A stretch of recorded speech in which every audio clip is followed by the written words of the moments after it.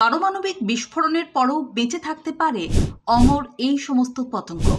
Russia Ukraine যুদ্ধ চলছে, অন্যদিকে মধ্যপ্রাচ্যের ইসরায়েল এবং গাজাতেও যুদ্ধ পরিস্থিতি। কাশ্মীরের পেহেলগাঁও হামলার পর ভারত পাকিস্তানের মধ্যেও সম্পর্ক তলানিতে।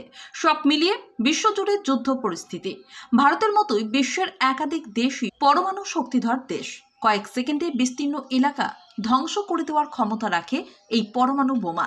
শুধু মানুষ নয়, প্রচণ্ড তাপমাত্রায় গলে যায় গাছপালা, ঘরবাড়ির সমস্ত কিছু।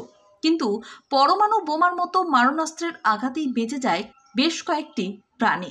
পারমাণবিক যুদ্ধেও কোনো ক্ষতি হবে না এই সমস্ত প্রাণীদের। ক্ষুদ্র এই সমস্ত প্রাণীদের এক কথায় বলা যায় অমর। ফল মাছি। গ্রীষ্মকালে খুব ছোট এবং বিরক্তিকর ফল মাছির জন্য বিকিরণ খুব উপকারী হয়। ৬৪,০০০ পর ৬৪,০০০ রেটস পর্যন্ত বেঁচে থাকতে পারে এই প্রাণী। ফল মাছিরা ৩০ দিনের জীবনচক্র সত্ত্বেও যদি কোনো দিন পারমাণবিক বোমা বিস্ফোরণ হয়, তবে এই মাছিরা ৩০ দিন পর্যন্ত বেঁচে থাকতে পারে। আরশোলা।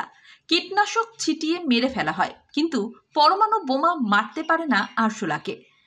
২০% আরশোলায় উচ্চ পারমাণবিক বোমা স্তরের বিকিরণ অর্থাৎ ১০,০০০ রেটস থেকে বাঁচার ক্ষমতা রাখে। হিরোশিমায় পারমাণবিক বোমা ফেলার জায়গা থেকে মাত্র ১,০০০ ফুট দূরে আরশোলা একদম ঠিকঠাক এবং সুস্থ পাওয়া গিয়েছিল। বোলতা। বোলতারা মানুষের তুলনায় ৩০০ গুণ বেশি বিকিরণ সহ্য করতে পারে। ১,৮০,০০০ রেটস, যেখানে হিরোশিমা বোমা মাত্র ১০,০০০ রেটস ছিল। এই ১,৮০,০০০ রেটস সহ্য করে নিতে পারে বোলতা। কাঁকড়া বিছে। বেঁচে যাওয়ার দৌড়ে কম যায় না বিছেও। বিছে উচ্চ তাপমাত্রা বা ইউভি রশ্মি শোষণ করতে পারে, তাই বিজ্ঞানীদের অনুমান পরমাণু বোমার হামলাতেও বেঁচে যেতে পারে এই প্রাণী।